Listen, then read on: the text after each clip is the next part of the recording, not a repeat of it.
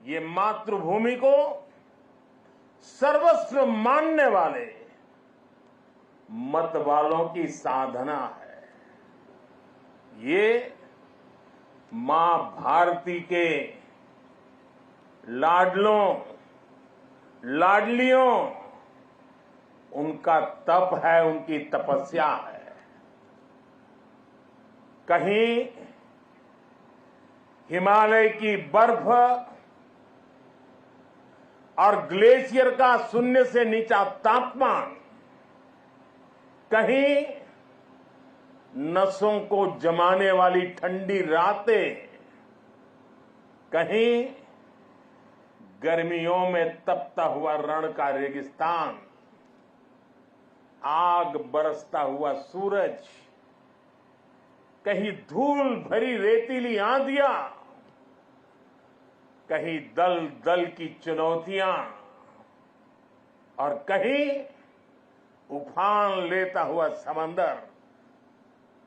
ये साधना हमारे जवानों को उस हद तक तपाती है जहां हमारा देश का सैनिक फौलाद बनकर चमकता है। एक ऐसा फौलाद जिसे देखकर दुश्मन की रूह दहल उठती है।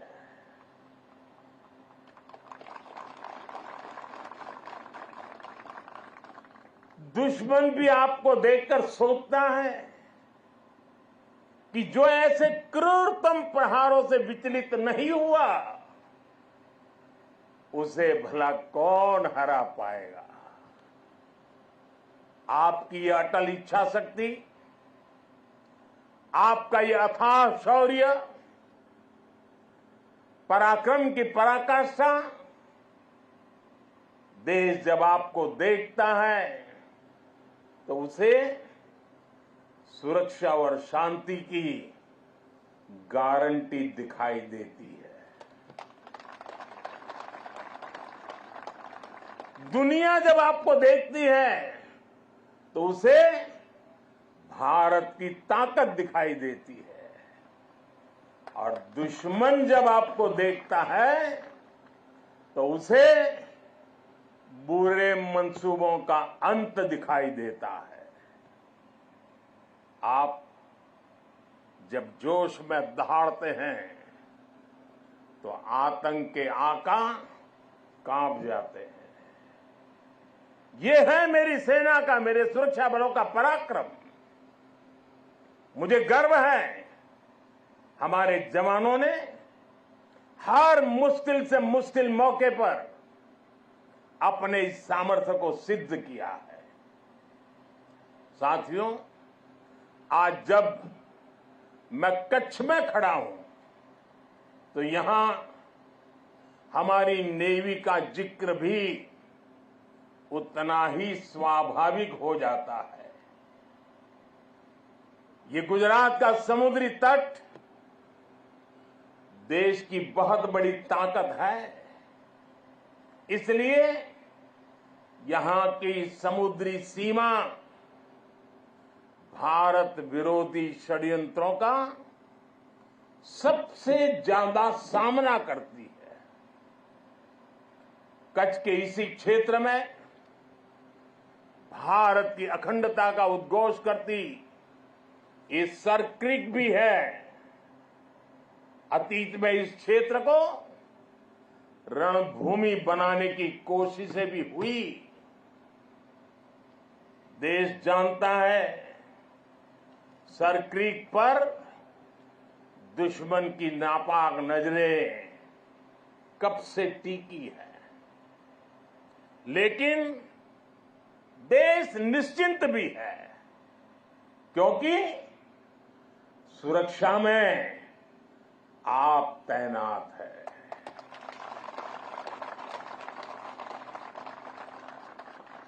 दुश्मन को भी पता है 1971 के युद्ध में किस तरह आपने मुंहतोड़ जवाब दिया था। इसलिए हमारी नेवी की मौजूदगी में सरक्रीक और कच्छ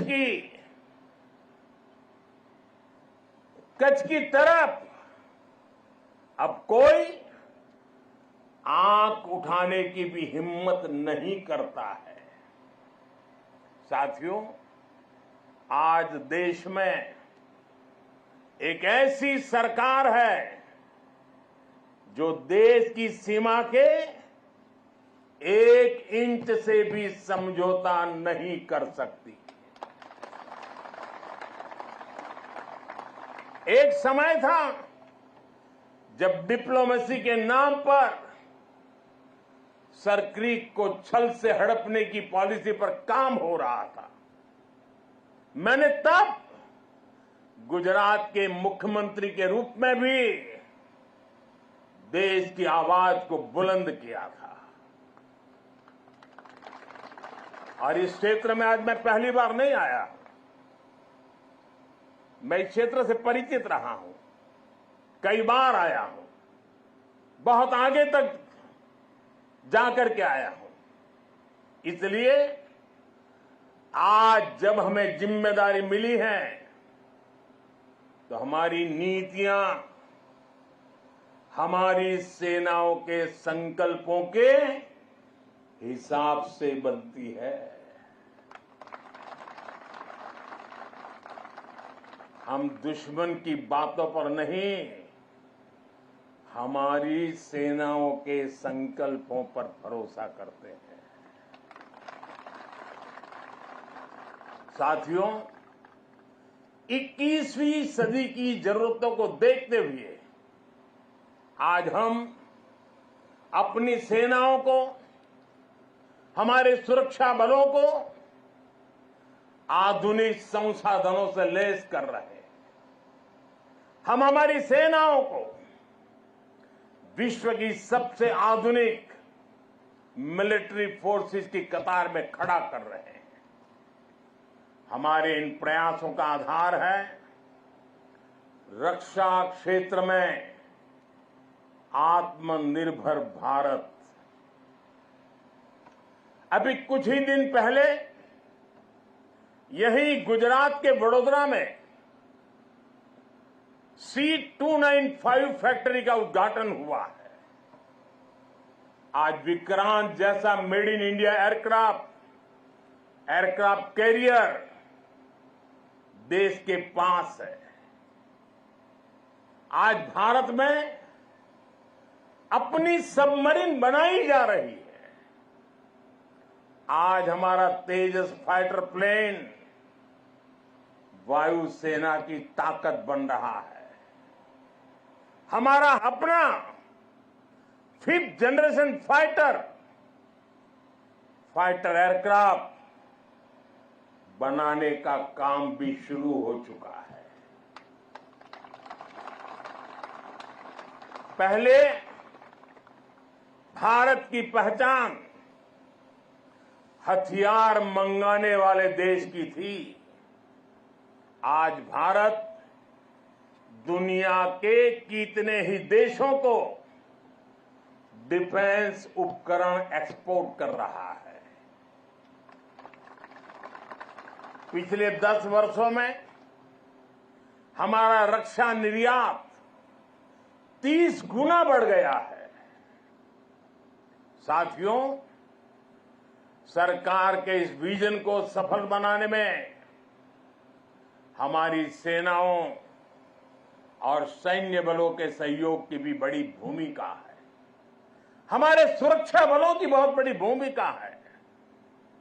मैं देश की सेनाओं को, मैं देश के सुरक्षा बलों को बधाई दूंगा कि उन्होंने 5000 से अधिक सैन्य उपकरणों की लिस्ट बनाई है जो वो अब विदेश से नहीं खरीदेंगे। इससे सैन्य क्षेत्र में आत्मनिर्भर भारत अभियान को नई गति भी मिली है। साथियों, आज जब न्यू एज वॉरफेयर की बात होती है तो ड्रोन टेक्नोलॉजी उसका एक अहम टूल बन गई है। हम देख रहे हैं युद्ध में शामिल देश आज ड्रोन टेक्नोलॉजी का जमकर इस्तेमाल कर रहे हैं। ड्रोन से निगरानी हो रही है, ड्रोन से खुफिया जानकारी जुटाई जा रही है, किसी व्यक्ति या जगह की पहचान करने में ड्रोन का उपयोग हो रहा है। ड्रोन सामान पहुंचाने में मदद कर रहे हैं। ड्रोन का इस्तेमाल हथियार के रूप में भी हो रहा है। इतना ही नहीं, ड्रोन पारंपरिक एयर डिफेंस के लिए भी चुनौती बनकर के उभर रहा है। ऐसे में भारत भी ड्रोन टेक्नोलॉजी की मदद से अपनी सेनाओं को, अपने सुरक्षा बलों को सशक्त कर रहा है। सरकार आज 3 सेनाओं के उपयोग में आने वाले प्रीडेटर ड्रोन खरीद रही है। ड्रोन के इस्तेमाल से जुड़ी स्ट्रेटेजी बनाई जा रही है और मुझे खुशी है कि कई भारतीय कंपनियां पूरी तरह से स्वदेशी ड्रोन बनाने में भी लगी हैं। ढेर सारे स्टार्टअप मैदान में आए हैं। साथियों, आज युद्ध की प्रकृति बदल रही है। आज सुरक्षा के विषय भी नए नए पनपते जा रहे हैं। भविष्य की चुनौतियां और जटिल होंगी। इसलिए बहुत जरूरी है कि तीनों सेनाओं की क्षमताओं को, हमारे सुरक्षा बलों की क्षमताओं को एक दूसरे से जोड़ दिया जाए और खास करके हमारी तीनों सेनाओं के लिए उनका प्रदर्शन इस जोड़ने के प्रयास के कारण उनका सामर्थ्य कई गुना बेहतर हो जाएगा। और मैं कभी कभी कहता हूं कि एक आर्मी, एक एयरफोर्स और एक नेवी हमें एक नजर आते हैं, लेकिन उनका जब संयुक्त अभ्यास होता है तो एक नहीं 111 नजर आते हैं। सेनाओं के आधुनिकीकरण की इसी सोच के साथ chief of defence staff CDS की नियुक्ति की गई। इसने देश की सेनाओं को मजबूत करने में बड़ी भूमिका निभाई। अब हम इंटीग्रेटेड थिएटर कमांड की दिशा में बढ़ रहे हैं। इंटीग्रेटेड थिएटर कमांड के लिए एक ऐसा मैकेनिज्म तैयार कर लिया गया है जिससे सेना के तीनों अंगों के बीच और बेहतर तालमेल होगा। साथियों, हमारा संकल्प है नेशन फर्स्ट, राष्ट्र प्रथम। राष्ट्र की शुरुआत उसकी सीमाओं से होती है। इसलिए बॉर्डर इंफ्रास्ट्रक्चर का विकास देश की सबसे बड़ी प्राथमिकताओं में है। बीआरओ ने 80,000 किलोमीटर से ज्यादा सड़क का निर्माण किया है। लद्दाख और अरुणाचल प्रदेश में भी रणनीतिक रूप से